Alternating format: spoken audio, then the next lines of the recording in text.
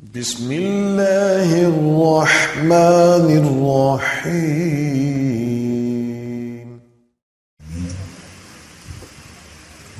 والصلاة والسلام على سيد الأنبياء والمرسلين أما بعد أعوذ بالله من الشيطان الرجيم بسم الله الرحمن الرحيم قل يا عبادي الذين أسرفوا على أنفسهم لا تقنطوا من رحمة الله صدق الله مولانا العظيم وصدق رسوله النبي الكريم ونحن على ذلك لمن الشاهدين والشاكرين والحمد لله رب العالمين إن الله وملائكته يصلون على النبي يا أيها الذين آمنوا صلوا عليه وسلموا تسليما. بڑی محبت کے ساتھ بارگاہ مصطفیٰ صلی اللہ علیہ وسلم نے نذرانہ درود و سلام پیش کریں. الصلاۃ والسلام علیک یا سیدی یا رسول اللہ وعلی آلک واصحابہ یا سیدی یا حبیب اللہ. الصلاۃ والسلام علیک یا سیدی یا شفیع المذنبین وعلی آلک واصحابہ یا سیدی یا رحمت للعالمین. اللہ رب العزت نے ہمیں بھیجا تھا اپنی فرما برداری کے لیے، لیکن ہم یہاں پر آ کے وہ سبق بھول چکے ہیں، اور بہت کم لوگ ہیں جن کو وہ سبق یاد ہے. اللہ ماشاء اللہ، جن کو یاد ہے، جن پر اللہ کی رحمت ہے، وہ اللہ کی محبت میں بھی ڈوبے رہتے ہیں، نبی صلی اللہ علیہ وسلم کی محبت میں بھی ڈوبے رہتے ہیں. وہ روزانہ قبر کو بھی یاد کرتے ہیں، آخرت کو بھی یاد کرتے ہیں، اور ان کو معلوم ہے کہ یہ ٹھکانہ ہمارا مستقبل ٹھکانہ نہیں ہے. جو اس میں گم ہو چکے ہیں، لہٰذا ان کو سبق بھی بھولا ہوا ہے، اور یہ بالکل اس طرف توجہ نہیں ہے. بس اس طرف توجہ دلانی ہے آپ کو میں نے آج چند بتا دیا. انسان خطا کا پتلا ہے، اور سوائے انبیاء علیہ السلام کے جو معصوم جتنی بھی ہستیاں ہیں ان کے علاوہ ہر انسان سے خطا ہو سکتی ہے. خطا کا ہونا کوئی بڑی بات نہیں ہے، یاد رکھنا ہے. خطا ہونا کوئی بڑی بات نہیں ہے، لیکن خطا کر کے اور توبہ نہ کرنا یہ بہت بڑا ظلم ہے. قرآن اس کو ظلم کہا ہے، اور اللہ رب العزت کو گناہ گار سے نفرت نہیں ہے. یاد رکھیں، گناہ گار سے نفرت نہیں ہے، گستاخ سے نفرت ہے. اس گناہ گار سے نفرت ہے جو گناہ کرنے کے بعد اس کو معمولی سمجھتا ہے اور اس کے عجیب سے عذر پیش کرتا ہے کہ ساری دنیا کرتی ہے تو میں نہیں کر لیا تو کیا فرق پڑا، اور توبہ نہیں کرتا. یہ ظلم عظیم ہے، اور اللہ تعالیٰ ایسے بندے کو پسند نہیں فرماتا. اور اگر انسان، یاد رکھیں، انسان گناہ کرتے کرتے، کوئی بھی مسلمان اتنے گناہ کر جائے کہ زمین کے جو ریگستان ہیں، ریگستان کے ذروں سے زیادہ گناہ کر لے.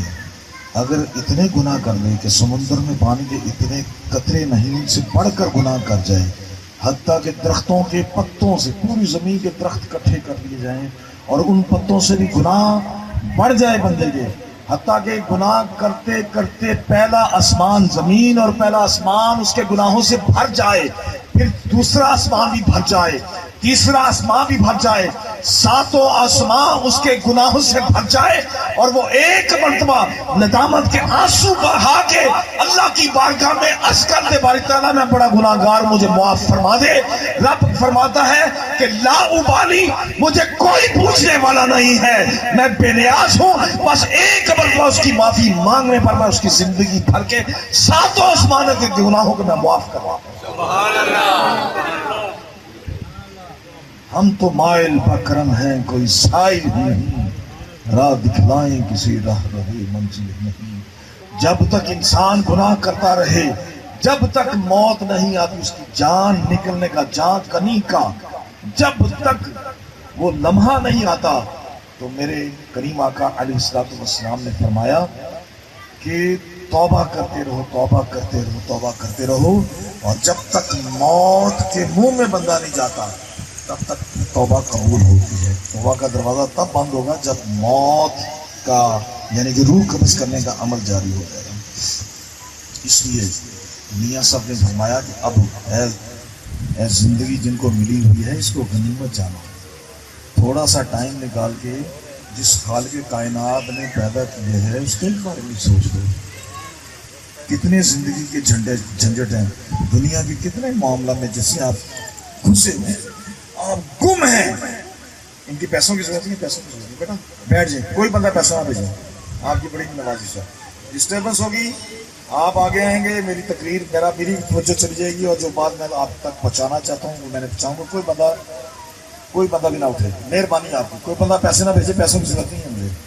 میں نہ ہی پیسے کے لیے یہاں پہ آیا ہوں، ٹھیک ہے؟ آپ کی بڑی مہربانی، آپ مجھے یہ ٹائم دے رہے ہیں نا، آج کل تو لوگوں کے پاس ٹائم نہیں ہے، کسی کو ٹائم دے دینا یہ بڑی مہربانی ہے آپ کی، اتنی بڑی مہربانی کہ آپ بیٹھے سن رہے ہیں، آپ ٹائم دے رہے ہیں۔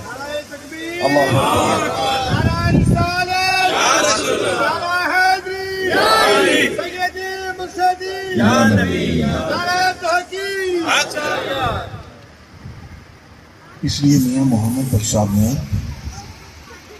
لکھا ہے، بڑا پیارا لکھا ہے،